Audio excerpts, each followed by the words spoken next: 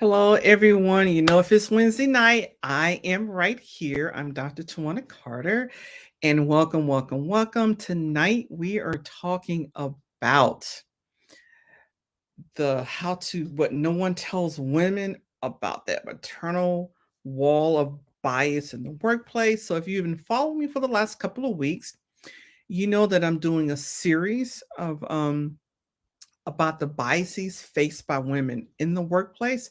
And so if you missed the first two, and the first one was the prove it again bias, I actually have a link where you can check that one out. You can go to my YouTube channel and check that one out. And while you're there, be sure that you subscribe so you'll get all notice of every time I drop a video.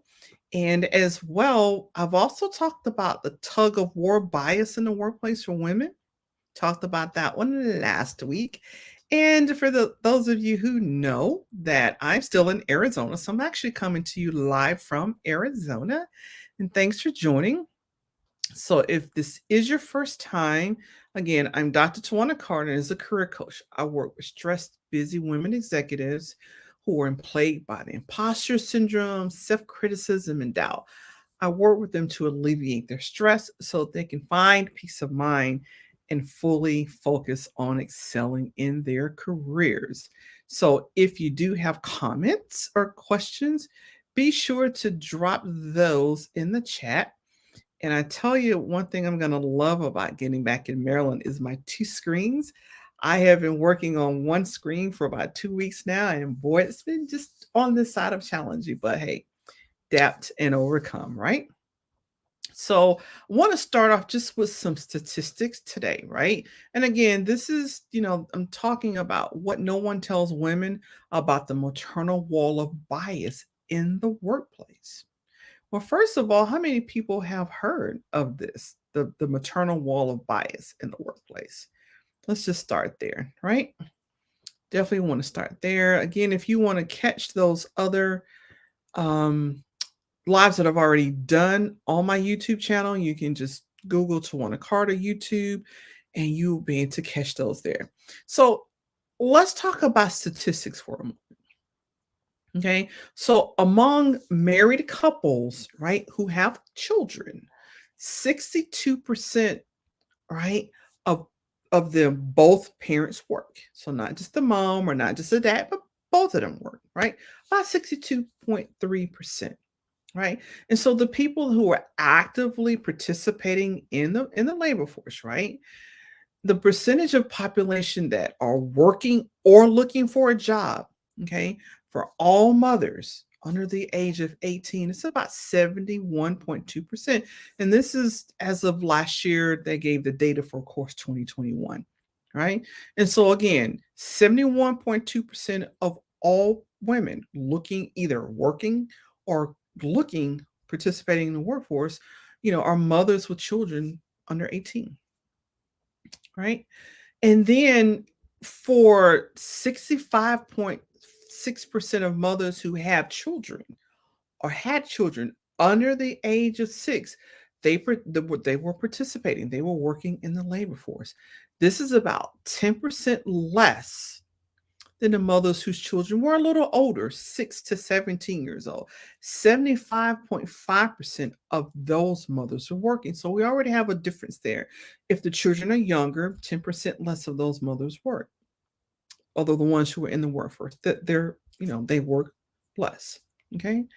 Then among working mothers, 81.2% of employed mothers with children 6 to 17 worked full time, as opposed to 77.2% of mothers with children under the age of 6. And so, again, there's a difference. Mothers with older children tend to be working and or be working full time versus about 5% less for mothers who are under the age of 6. And so we're not leaving dads out here, right? We're not going to leave the dads out. For fathers, 95.7% of those with children, older children, were in the workforce working. This is about 95% of fathers working who had children that were younger. And what we know for sure is none of these men, yeah, these men will more than likely never be judged because they're dads and they're working. They don't, in other words, they don't have to worry about that maternal wall of bias, but women will, right? And we'll talk a little bit about the fact that women with no children, they don't get to escape the maternal wall of bias. They're included in this, right? So, what is a maternal wall? Like, what is that? Where does that term come from? So, the term comes from a study conducted by sociologists, and a paper was written in 2007, was published rather in 2007 in the American Journal of Sociology. And the paper was called Getting a Job. Is there a motherhood penalty? Right? Because the big thing here is what happened when they looked at the study was they found out that if they had resumes, right? And they were all women, they were all same level of experience, education, etc. Everything was the same, right? They just said, "Hey, some of these women have kids. Some of these women don't have kids." And what happened? The women with no kids, the no mothers, were 2.1 times more likely to get a call back about the job. And they were 1.8 times more likely to be referred to be hired. Think about it for a moment. The only thing that was different was mothers, not mothers. Everything else was the same. Experience, education, all of that was the same. And so that's why, the question asks, is there a motherhood penalty? When you become a mom, are you penalized in the workplace? Because those sticky questions come up and people have strong feelings about this. Like, should women be working at all? That's a question. Or should women with children be working? Or should women with younger children be working? Should women with older kids be working? Right. And these questions continue to cause very strong feelings, and people will feel fairly comfortable about painting you with the brush of their beliefs about whether or not you should be working if you're a woman or if you have kids.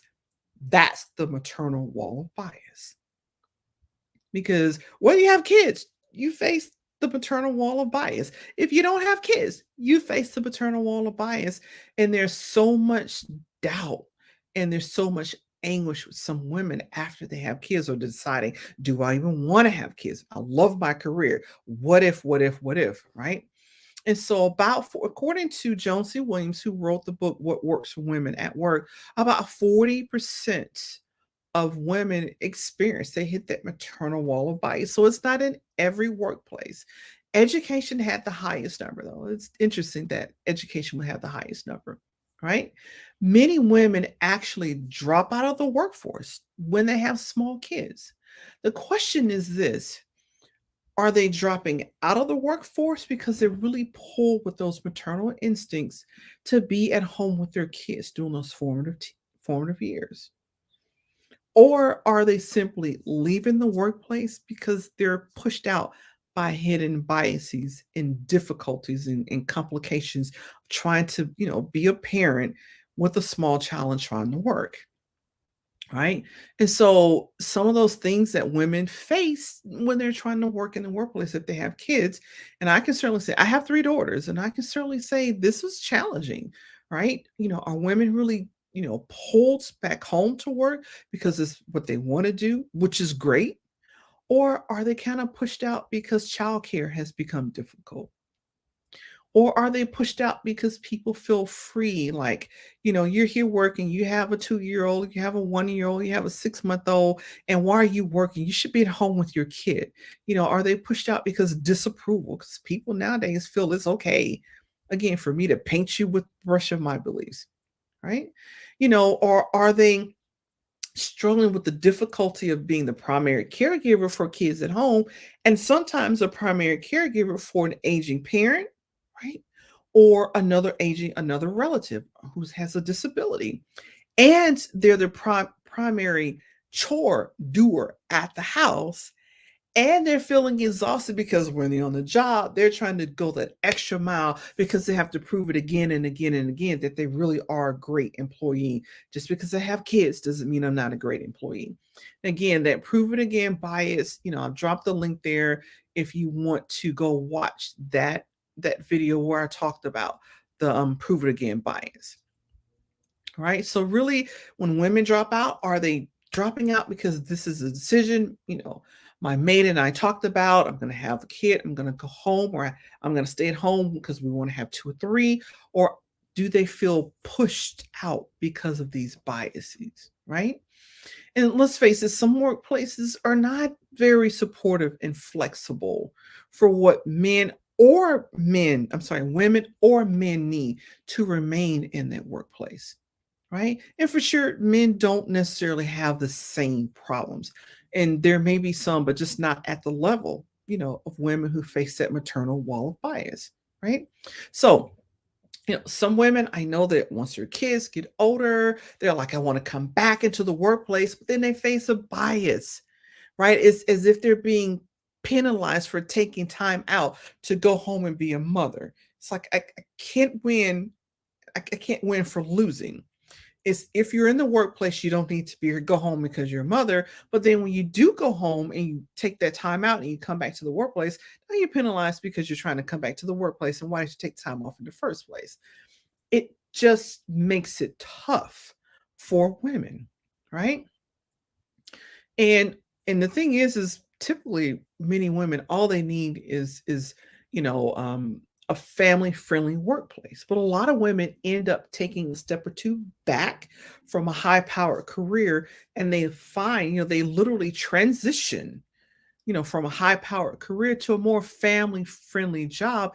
It may not be in their career path, may not exactly be what they wanted, but they take that one or two steps back because they find it so challenging to be a great employee and to be a great mom at the same time. It can be done, but it's actually challenging, right? But a lot of women do feel that unspoken or spoken disapproval. And it's like you ping between the two, right? And so obviously we've come a long way in the pursuit of success and career advancement, but this maternal wall bias really just it stinks. I'm gonna tell you that before. I've experienced it before in the workplace, and it just stinks, right? You know, um, despite the great progress that we've made, it's undeniable that gender bias still exists in the workplace, right? And I mentioned that for those of you without children, you don't escape. You don't escape. That's right.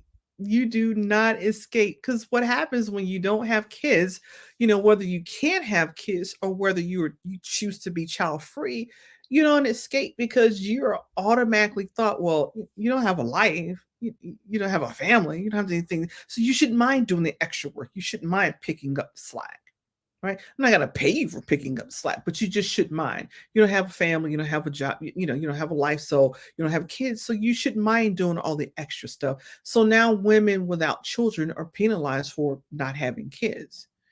And the thing is when single men are in the workplace and they don't have kids, they do extra work, but they get paid for it. Women, however, do not. Mm, is that not a kick in the head, right? Absolutely, absolutely.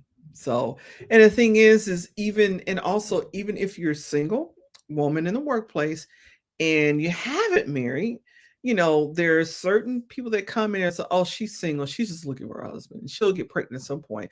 It is if you lose value when you decide, like as soon as you announce that engagement, it's like as if you lost value because you're getting engaged or because you get married. And so again, single women and women without children don't even escape the maternal wall of bias, right? So the thing is this, whatever a woman chooses to do, she should be allowed to do. Whether she chooses to go home and stay with her kids during the formative years, and some women stay for the first 14, 15, whatever she chooses with her mate, that should be her choice. Or whatever she chooses to do without her mate, however she wants to, right? But to be pushed out because of the maternal wall of bias is, again, it's a kick in the head, right? And so I can certainly talk about, when we say that without children, you still face the maternal wall of bias. I have actually experienced that, right? Because I did, I got to the DMV area and I didn't have kids. Nobody saw kids.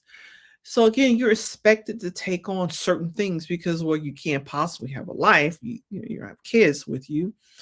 And I also experienced resentment from the folks who have the younger kids. So there is that piece of resentment. You're happy, you're free, you don't have a life, you don't have to do this, and I do. Right. And this is despite the fact that I was a single mom.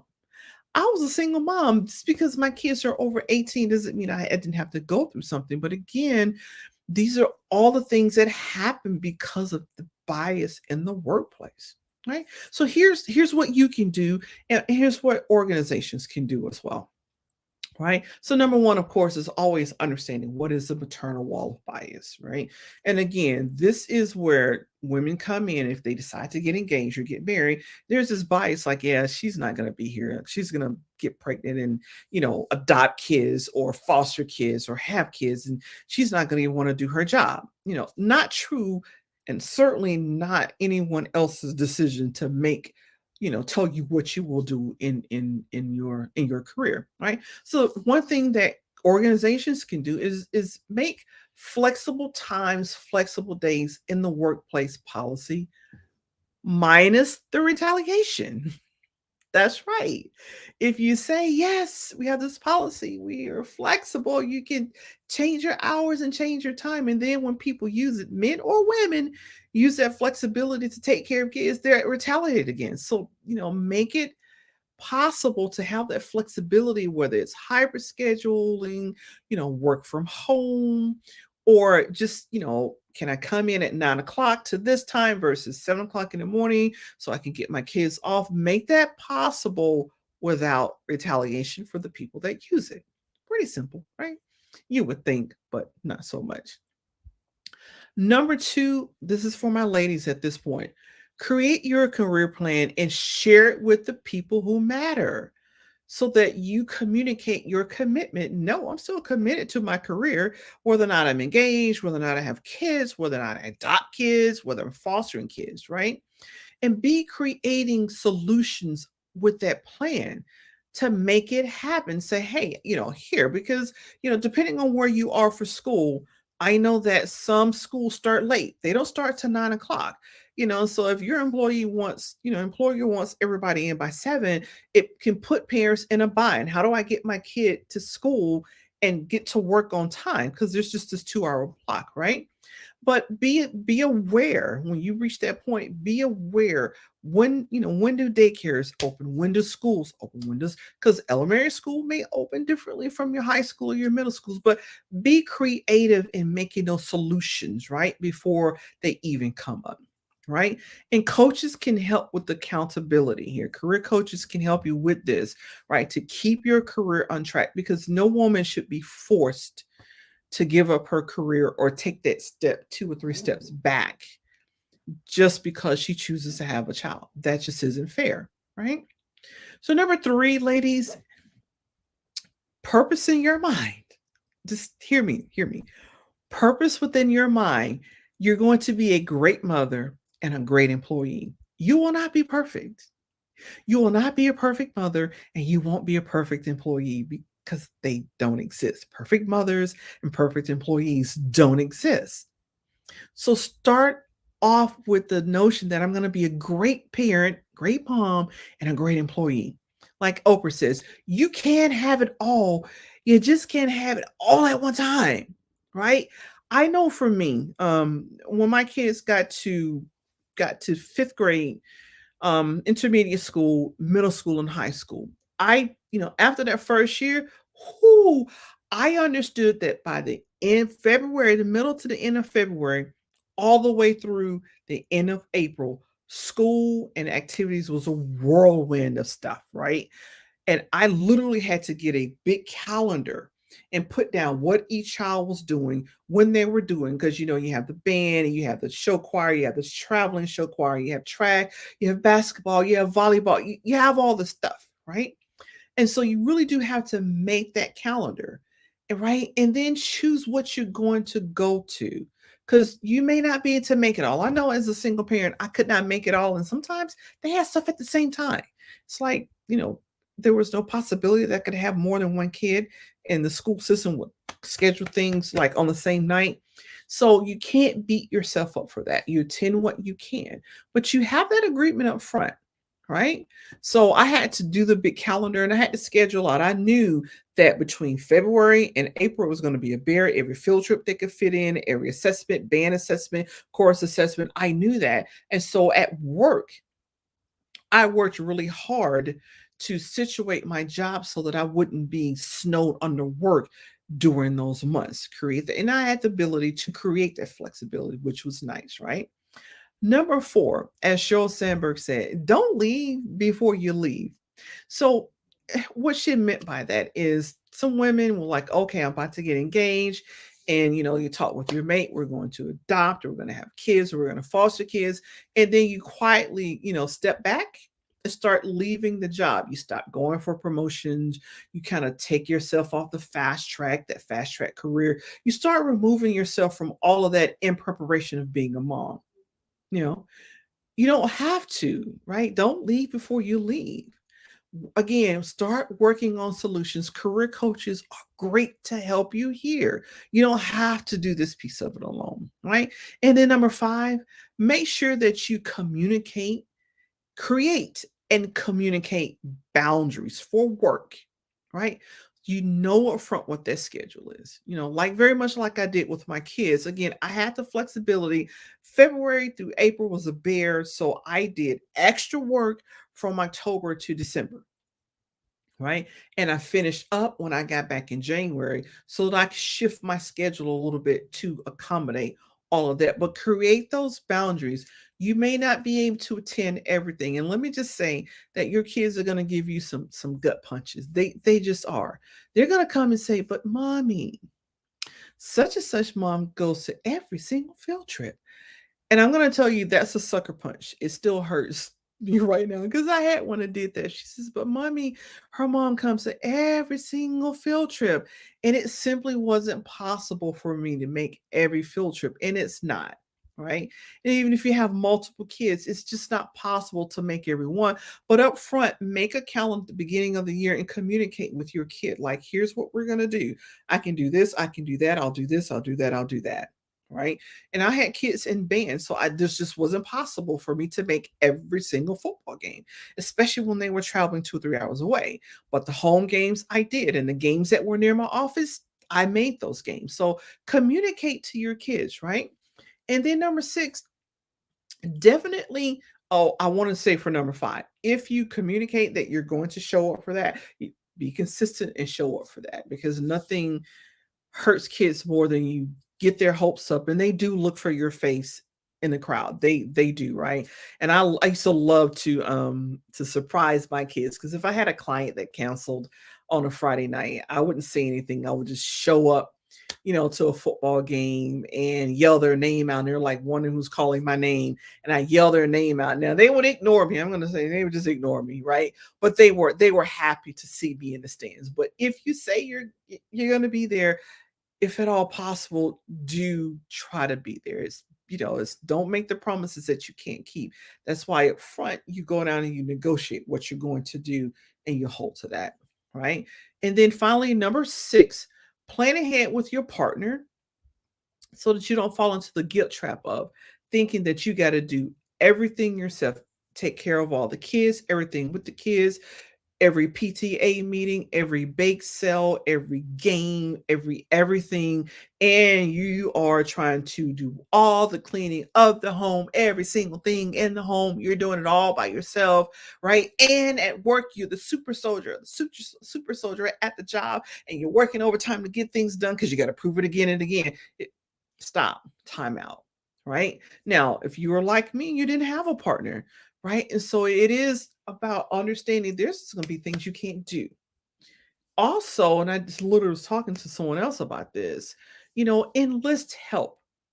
It's okay for someone to come in and help you clean if you can't get to everything, right?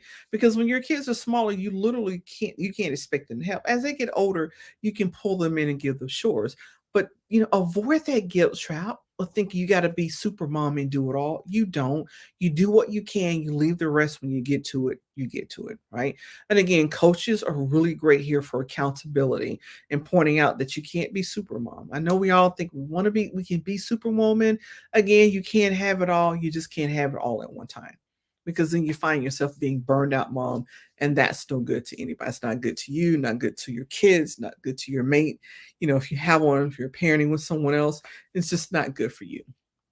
All right. So that is it. Those are my 6 tips. You made it. Thank you. Thank you. Thank you. Let's see. I want to be sure that I haven't missed any comments. I don't think that I did. Yes, yes, yes. I think I am great on the comments. Thank you for being here. Again, if you've missed the other 2, the tightrope, right? So the tug of war and the prove it again biases, you can, I've got the there you go. I'm going to put that out there so that you have those links there. You can go catch those. It's on my YouTube channel. And be sure to subscribe when you're there so you can get an alert. You get an alert anytime I create a new live or drop any other videos, right? And so if you want the PDF about the maternal wall of bias, drop a purple emojis in the comment, and feel free, those of you who catch this on the replay, feel free to drop your comments or questions. I always circle back to answer those comments or questions. If you want a copy of the free PDF for this, drop a purple emoji in the comments and I'll reach out to you and get that to you. So next week, going to be talking about breaking free of the tightrope bias that women face in the workplace. So yes, it was 4 biases. Now it's 5, because Joan C. Williams actually did some research and came up with the 5th one, and I'll be covering that one week after next, right? So thanks for joining in, ladies and gentlemen. Have a great evening, afternoon, or morning. Bye-bye.